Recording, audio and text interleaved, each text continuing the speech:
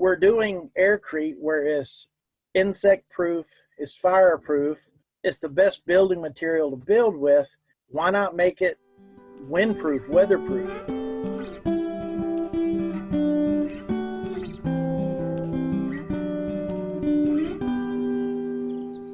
Hi, everyone. Welcome to the Sustainable Living Podcast. I'm here with Mike. Hi, Mike. How are you? I'm good. How are you? I'm good. Thank you. Thank you. So Mike and I met via that social media platform I have been talking about often already on the podcast Steem. And Mike is a homesteader, and he's also a veteran. And he's also not 20 anymore. He told me he's not 20 anymore. So you're a veteran of the Iraq War, right? Correct. Yeah. And you came back with a disability. So those are all subjects we want to explore a little bit today. What it means to be a homesteader and deal with, not being 20 and, full of energy. Having physical problems, and you've got to deal with it. Yeah. Because, I'm a homesteader of sort, an urban homesteader. I have a third of an acre. And there is definitely a lot of jobs I just physically can't do. It's just can't do it. So homesteading is hard work for sure. Tell us a little bit about yourself, like as much as you feel comfortable, where you're living now, what you're doing there, how big your homestead is, and all of those things. Okay. We have almost 12 acres. It's 11.43. Wow. We got lucky when we found it. We had to get lucky. We owner financed it. And like I said, we got lucky and went through that. I'm a disabled veteran. On the homestead, it's me and the wife, our 2 kids, my brother, and 2 grandkids, 8 and 9. Oh, wow. And they just make every day eventful. I bet. We're trying to build it and move along. It's going slowly. We're trying to do it as debt-free as possible. That was an intention in the beginning, but there's other things that led up having to do that. It had to be debt-free, and that's the way we're doing it. When we come across, we build up the cash to get this, and then we go get it, and we do what we got to do. To me, that's really the way to go. That's how I grew up in Germany, where saving was something which was highly encouraged, and said you bought things when you had the money to buy it, and not before that. So it seems like a little bit of an art which is lost. There's so much instant gratification now. But when my kids were little, we didn't have a lot of money. And when you don't have a lot of money, you also don't get credit. Yeah. Yeah, don't get me wrong. I had good credit when because of the work I had done going into the military, and I had built my credit up, and I was happy. I could get stuff I needed when I needed it. And then I come back from Iraq, and my credit went to crap. Because? And there is a story behind that. Are you willing to share that story? To a point, yes. I've shared some of it on Steemit. Okay. When I come back from Iraq, I had to have a knee surgery. I blew my knee out over there, and I limped along on it until we could get back at home. That was the disadvantages of a 40-year-old trying to keep up with 18, 19-year-olds. They run you to death. Plus you're carrying the gear and everything else. I had to come in and have that knee replaced. Well, that put me down for a little over a year. I wasn't able to go to work or anything, being, they just cut my knee open and replaced it. Physical therapy and all of the stuff that goes with that. Well, we burned through my savings that I had saved up while I was deployed to start homesteading and doing something different. Not where we're at now. We're in middle Georgia now. We was in Alabama at the time. We was going to stay at the house we was in. We was buying it, and we were going to buy another piece of property and farm that piece of property, put animals on it. Matter of fact, the property was right behind our house, and do our gardens and, stuff like that. Well, it didn't work that way. I blew through savings trying to keep everything up, and still lost my house to a foreclosure. And so you just gather everything up and move forward and try to go. So yeah, that the credit's great, but when it's gone, it's gone. Yeah. And there is no building it real quick anymore. Yeah, for sure. So you said you were able to find a person who owner financed a piece of property you're on right now? Yes, he has several pieces of property.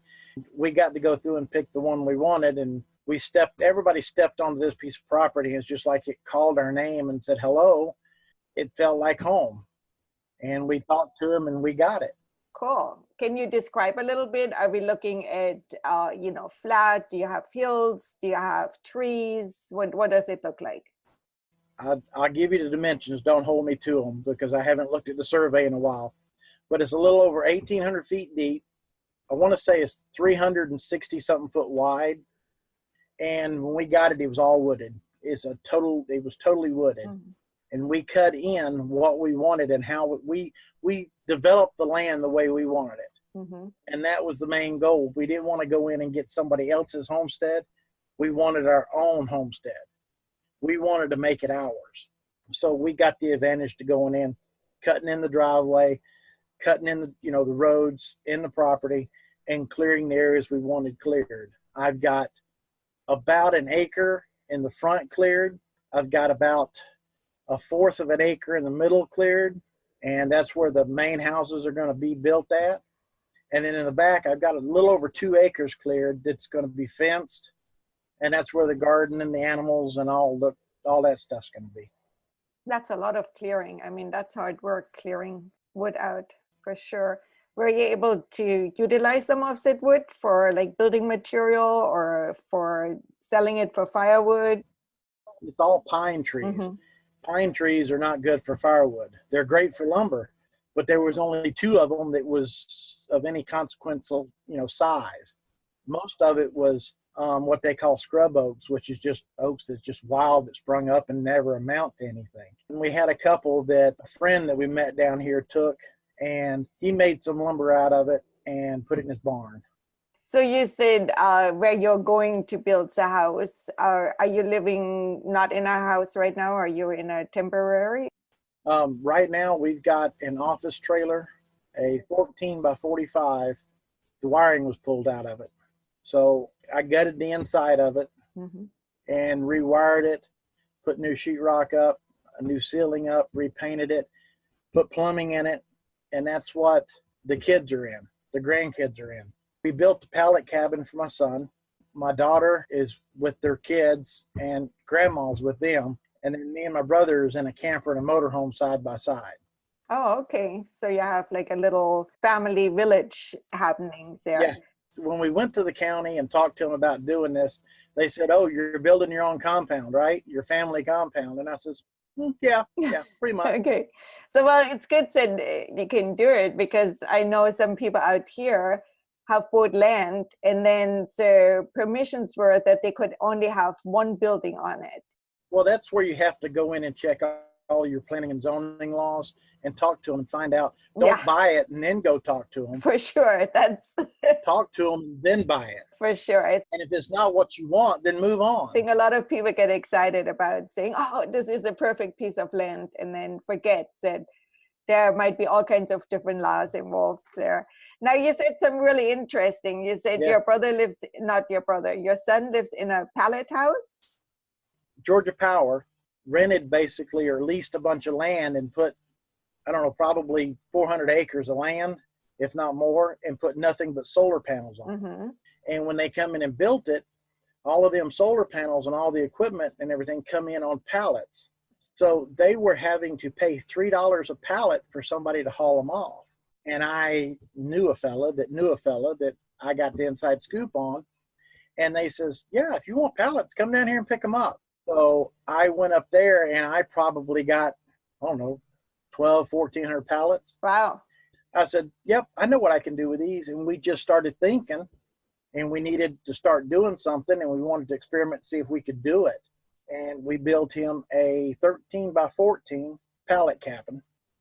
It's a dry cabin, but it's got power and, heat and air. Great. If you can take a picture of that and send it, that would be cool. I would love to put that in the blog post.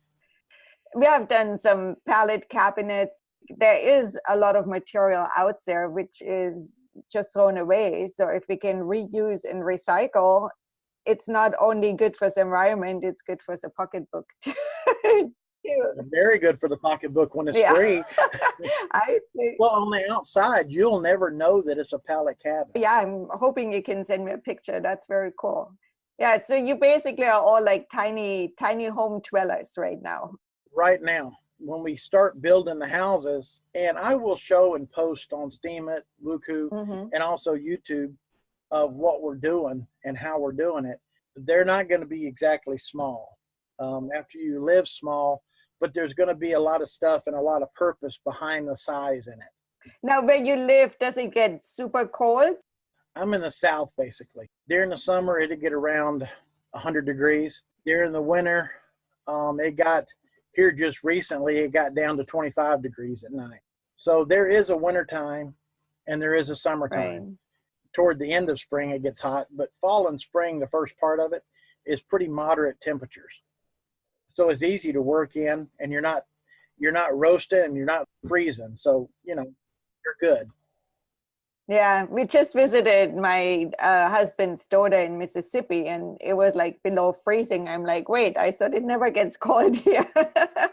We lived in Alaska for 3 years, me and the wife did. So we know cold. Yeah, that's cold. That's very cold. You were saying that when you're going to build your homes, that you're going to use a very interesting building material. I had never heard about it. Would you tell us a little bit about that? Sure. It's called Aircrete. It's rather simple. It's not hard to make. It's basically Portland cement, water, and foam from dishwashing liquid. Or you can buy a foaming agent from Rule King, and you mix it in proportions and you pour it in a form. You let it cure and you cut it in blocks.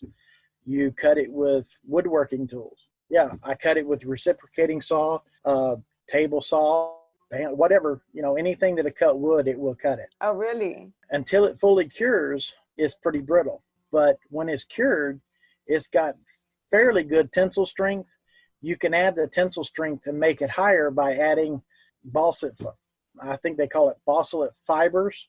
You can add that. You can add sand to it to help that. You can add, you know, rocks and stuff like that. But you got to remember, we're doing it for a lightweight, you know, we want a lightweight, you know, product to build with. So we don't want to add all of that. We're going to add the fiber to it and, you know, build it up. And then when it goes in the next day, we'll go out and cut it with a piece of, basically just take a piece of sheet metal and put it on a 2x4 and stand on each end of it and slice through it and cut our blocks and then stack them on pallets and let them cure. Sounds really interesting. So let's break it down a little bit. So first you have to make forms, yeah, to pour it in. Yep. What material have you been using for that, and what kind of size are they, so we can kind of visualize it? We've used a variety. Okay. We've tried different varieties. We've used plastic totes from the dollar store to see what it was going to do. We've tried 2x4s with door hinges on them so you can pull the pins and fold them back with a piece of plywood under it, and poured it in that, which is what they normally do to get the 3 3/4 inch block. Our next step is to try doing the same principle, but we want to use a 2x12 on the piece so we can make the blocks thicker both directions. Okay. The thicker the block, the higher the R value of insulation. Right. And that is in a good insulation because there's a lot of air trapped in. Yes. All the foam, all the little bubbles from the foam, you cut it open. I've got a post on Steemit showing some of it. Okay, so I definitely link to that in the show notes so people can, you know, get an idea. You have a YouTube video too, or any kind of video to show the process? I've got some video of where we done one of the pours in the plastic totes from the dollar store. I will get you that link so you can put it in there too. Excellent. It sounds like it would be a good alternative to other building materials, which might be much heavier. Mhm. So you have the insulation already built in your building. The building is insulated as soon as you build it. Yeah. And the good thing about it, you can go in and put the plumbing and the electrical in that brick. All you do is just trench it and patch it to put your wire in or put your pipe in or whatever. And it's easy to drill through and put your through holes in the bottom for your drainage, for your sewers, or your water lines in.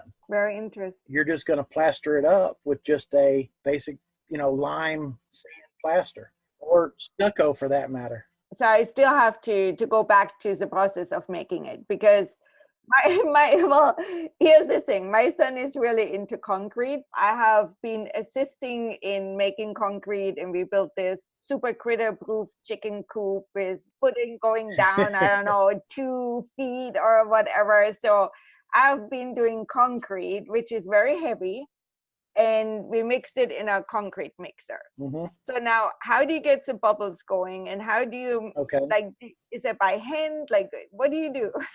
What you do is there's a website, domegaia.com. Okay. They call it the Little Dragon. It's a foam generator. You take a 5-gallon bucket and it comes on a lid, and you set the lid on it. You put 5 gallons of water in there.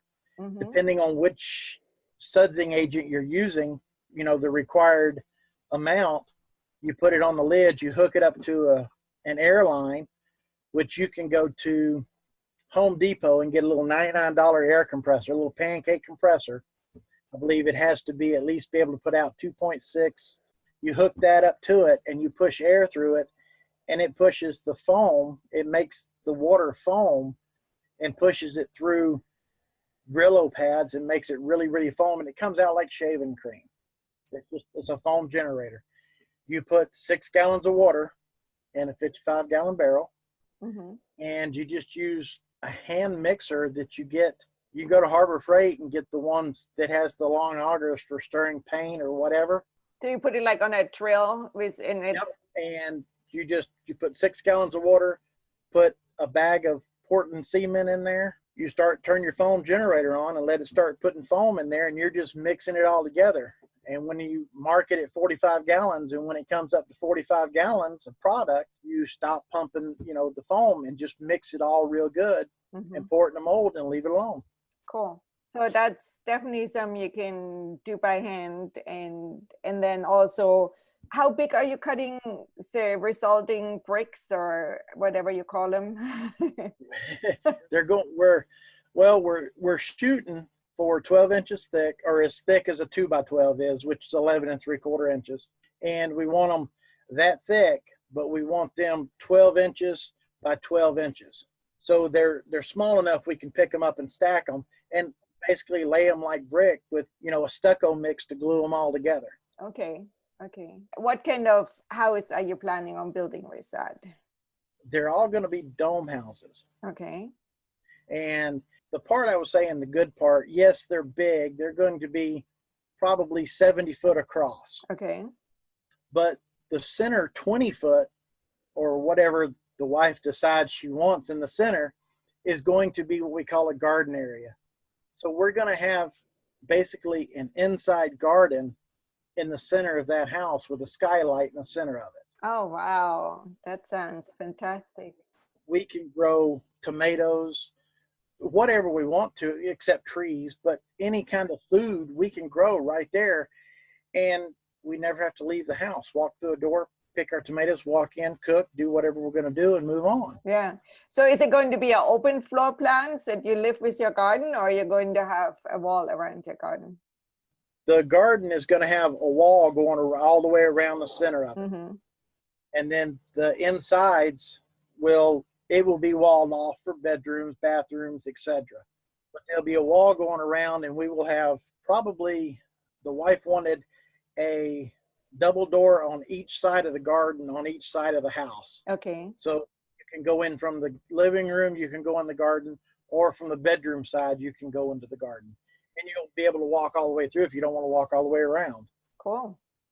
Yeah, and gardens are always a good place to visit and hang out a little bit. And stays there. And then, you know, even if it's not nice outside, you can go to your indoor garden and harvest, because I think that's why a lot of people end up not harvesting their garden, because it's like, oh, it's raining or it's cold or, you know. Yeah. And it's going to be one temperature, so you can garden year round. Fantastic. And that was the good part of it. You know, year round, we can, tomato plants die back because they're done, pull them, replant, and go again. So it's just going to be a continuous cycle. That sounds very, very interesting. Why did you choose the dome shape? One, I grew up in the South, so I was used to hurricanes, and I knew what a bad hurricane was. I mean, if you look at, you know, history, Camille and Katrina was two really bad hurricanes for the Mississippi Gulf Coast. We got to thinking about this. We're doing Aircrete, where it's insect proof, it's fireproof, it's the best building material to build with. Why not make it windproof, weatherproof? You know, and if you build a dome, the wind just goes over it. There's no eaves to grab to rip off. There's no flat walls for the wind to push up. You know, it's just going to go right over the top of it. So how come not all houses in the South are domes? Because, well, you know, me and the wife sit and thought about that. And we talked to a bunch of people.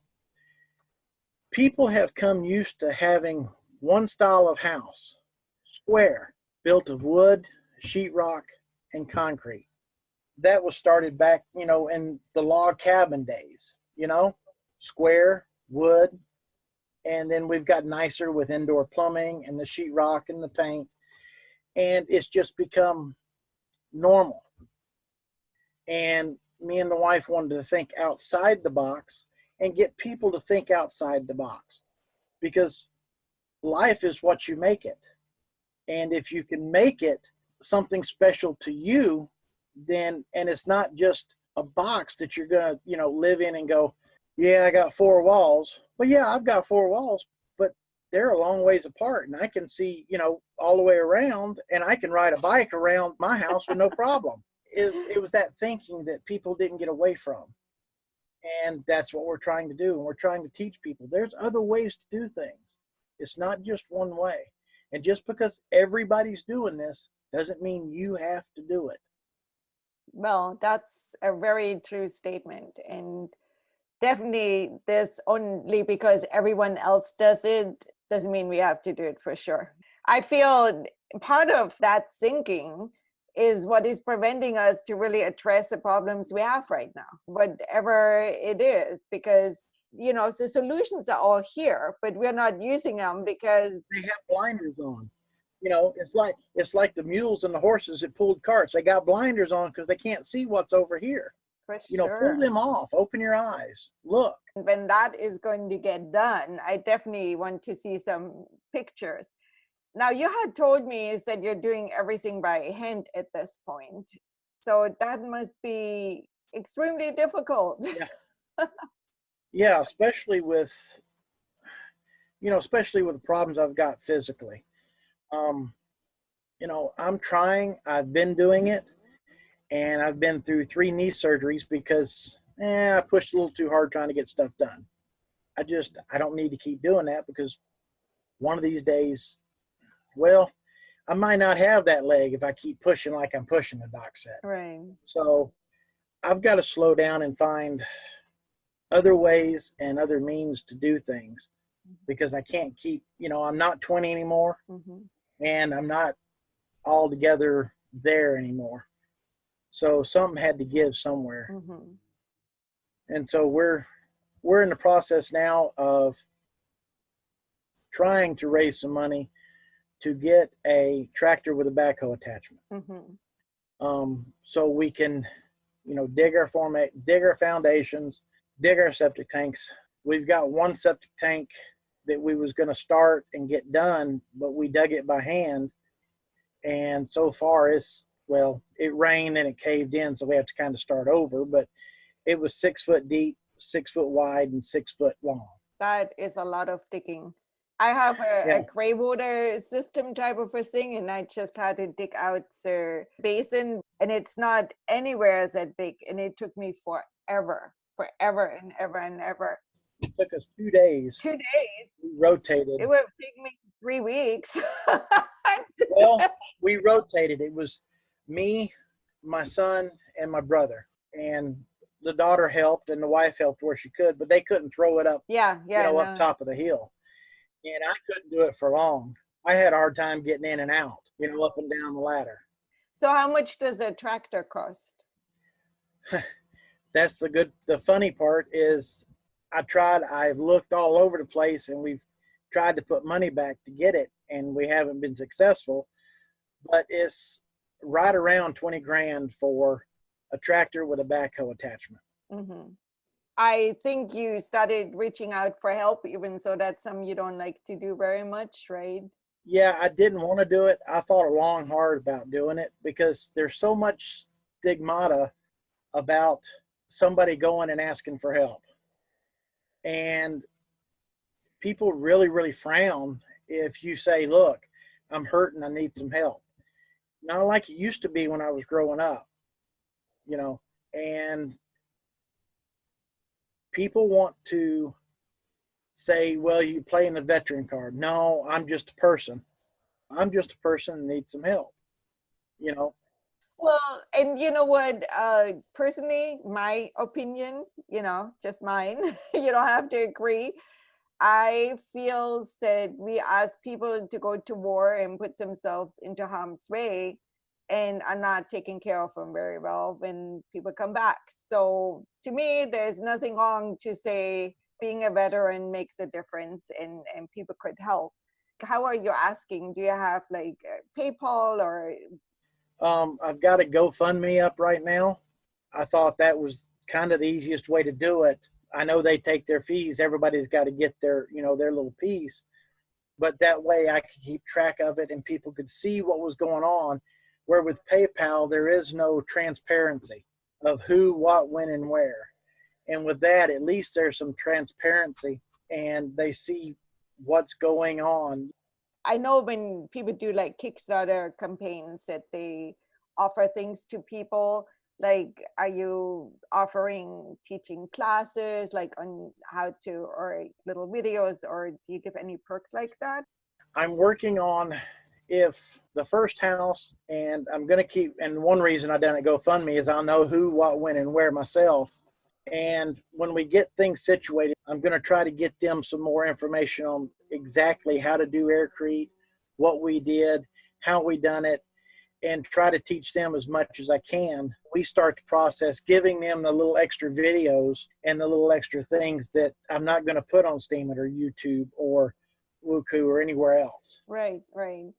So would you also possibly be available for asking questions? Let's say somebody wants to do that, and now you have the experience of having built a house. Are you going to offer like counseling services? Not, I don't know, consulting?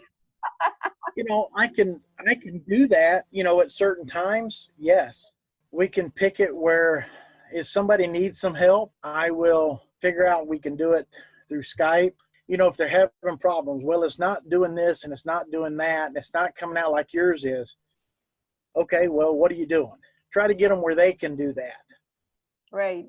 I mean, hopefully there are people out there which just want to support a cool project like that. I feel that at this point in time, crowdfunding is really something which has a lot more impact on people's life, and where we can, I don't know how to say it very eloquently, but I feel we have the power of a lot of little people together. Helping each other, Yeah. building community, and really making a difference in each other's life. And if you say you need $20,000, so if you have 10,000 people giving $2, that's less than a cup of coffee for most people. That's just the way my thinking is. Not. Yeah, I wish there was a lot of people that thought that way, but I'm sorry, there's not. I put this out and asked some people for some help, privately, and they didn't mention names, but they just tore me to pieces. What? And I was like, why would you want to go and do that? Well, My opinion is that if we need help, we ask for help. Because if we don't ask, people don't know us that we need help. And then a person can choose to help or not to help. And that's the end of story. There is something about that we need to all have a little bit more humility, because any one of us can end up in a situation where we need help. And there's no shame in asking for help and for accepting help. Well, people wonder, coming from a realm that I can relate to as veterans, now at this point, I understand why 200 veterans a day commit suicide, because they ask for help or they're afraid to ask for help and get criticized because of asking for help, or they get thought of as weak, and they're not. It takes a bigger person to come to someone and say, hey, look, I need some help, whether it be physically, mentally, monetarily, or just, an uplift. You've got to be very confident in yourself to ask for help. That's my opinion. If you ask for help, it is a little bit of a vulnerable position. And then when people reject you, it's very difficult. And my policy is always, if I can, why not help? It doesn't take anything from me. If I would have to neglect my children to help somebody else, then that would not be okay. But most of us can reach out and do something. Part of what my understanding of sustainable living is, and that's a reason too I wanted you on the podcast, is that we need to have that community feeling. We need to be together. And especially when we're talking homesteaders, which I didn't live 100 years ago or 150 years. I can only read stories, but it seems that people came together and helped each other. If everybody comes together and build a house, and then they build the next house and the next house, and then everyone has a house. Yes. Actually, I have a real life example. When we first moved to San Diego, our real estate agent was helping a lot of people of different cultural backgrounds to find houses. She told us of a group of people. They were like maybe 30 or 40 families, and they all bought one house together and paid cash for it. They all lived in that house. They all worked like crazy. And the next month, they bought a second house. Now, 20 families lived in one house, 21 lived in the other. Still very uncomfortable, like no room for anyone. But after a couple of years, everyone had a house and they all owned the house. And they were able to do that because they worked together. Well, you work better as a team than you do by yourself. Absolutely. You're not going to get anywhere if you have the mentality of, I can do it myself.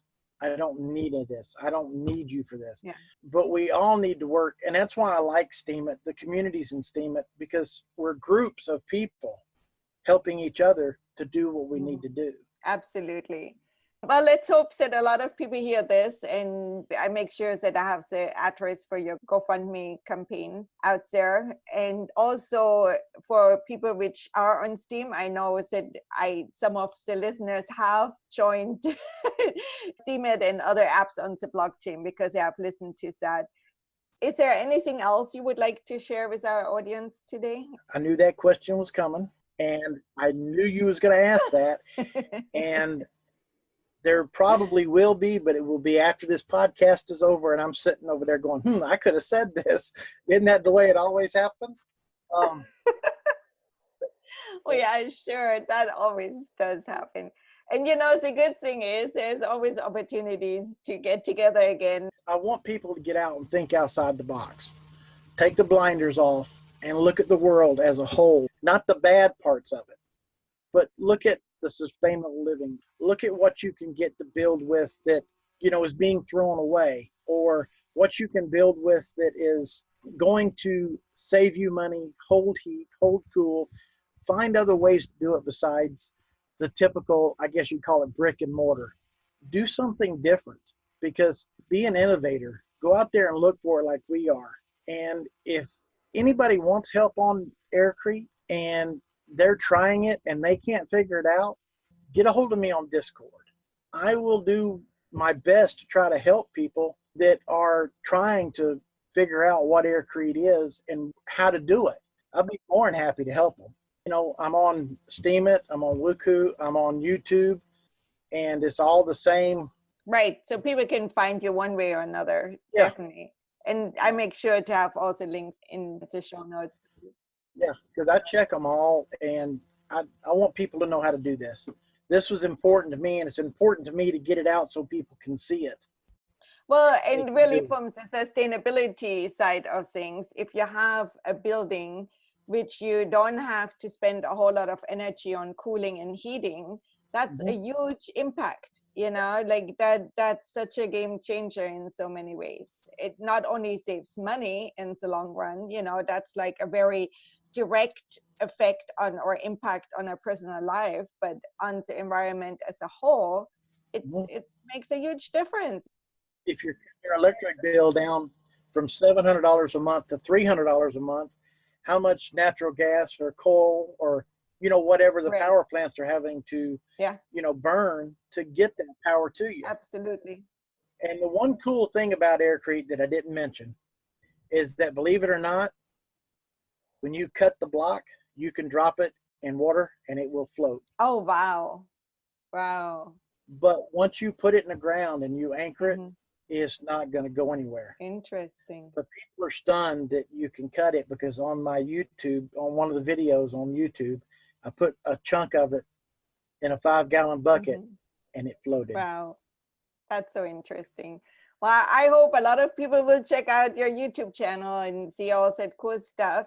I really hope that there will be money flowing your way and that tractor is there and you can save your knee and, you know, get that house done. Thank you. I really do appreciate it. Sure. All right. Thank you so much. Hey, so I think we learned a lot, right? And I have been aware of the problems veterans are facing in our society. Here in San Diego, we have a lot of homeless. We just had a count, and I think it's almost 10,000 homeless in the city. Many of them are veterans which have come back from various wars and not been getting any help. So if you've moved to reach out and help Mike, that would be greatly appreciated. He has a GoFundMe campaign, which is not very well populated at this time. You find it under GoFundMe, sorry about my accent, helping a disabled veteran build a homestead. And between each word is a dash. So I'm sure any kind of amount of help is highly appreciated. Another news, which is not really good news, I have from Mike is said they continued digging said septic tank hole they were working on when we had the conversation, which by the way has been over months ago. I've been traveling and sick, which seems to be the theme of my life right now, having some kind of sickness happening. I much rather would it to be said my theme is travel, but right now it's being sick, so that kind of sucks.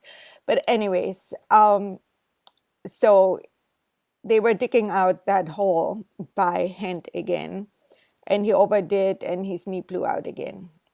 In the interview, he was telling me someone throughout the conversation said his doctor is telling him that there might only be so many repairs possible and to be careful. So I haven't heard from him lately, but I'm hoping he is healing. Anyways, that tractor is definitely needed. If you can help, that would be fantastic. No pressure. So you know how we are. No pressure on anything. You also could follow him on Steem. That is a platform we have been talking about a lot. Steem is spelled Steem. On the platform, his name is Ubiquity. A-M as in Mary, B as in boy, I, G as in goal. I think it's G as in George, but George is like, for in my mind, whatever. It's my own spelling stuff. I don't have to bore you with that. U I T as in Tom, Y. So Ubiquity. And I'm, of course, on Steem under Marianne West, where I'm doing a lot of writing initiatives right now. So if you're a writer, that would be a lot of fun if you want to join us. There's also a sustainable living account, sustainable living without the G, because there are only 16 characters you can use for a username. Speaking of usernames, if you feel like you want to join Steem, which I invite you to with my whole heart, do contact me. I can help you set up an account. I have a way to claim accounts and help you out. But that would be a private conversation. Just I'm on Twitter. You can send me a DM. You can contact me through the website, however you want to. I'm on social media, but to be truthful, I do not check Facebook very often. I do check Instagram, but not that often either. So most likely direct message, email, sustainableliving@gmail.com. No. It's sustainablelivingpodcast@gmail.com, or Twitter, Marianne E. West is probably the best way to reach me. Now, you can check out a lot of that Aircrete stuff, which I found really fascinating, and truly had never heard about it. But, I'm not into building, so maybe you guys have heard about it. It just seems like such a good alternative to other building material. It's light. And I don't know if you guys listen to a lot of other podcasts, but I just recently listened to one which talked about how sand is becoming an item where people are getting killed over, because we are producing so much concrete, and concrete needs a certain sand. So desert sand is not working because it's round. So anyways, that's just something to look into, and Aircrete seems to be a good alternative. So you can find Mike and his YouTube stuff. He sent me his YouTube channel, but it's kind of a lot of letters and numbers. I think it would be confusing to read them out to you. So I'm sure I'm going to have them in the show notes, and also on our website, sustainableliving.com, sustainablelivingpodcast.com. What is wrong with my brain today? Oh my gosh. Yeah, so I will have a blog post up there very soon. The company he mentioned, where you can also buy equipment and supplies, is Domit. I guess it's Domegaia. Okay, it's DOMEGAIA.com. All right, check it out. That's it for today. Thank you so much for listening. And it's still my stories that I'm sorry I'm not being more consistent. We will get back to it. I have great faith that will happen. Thank you so much. You are so appreciated. Take good care.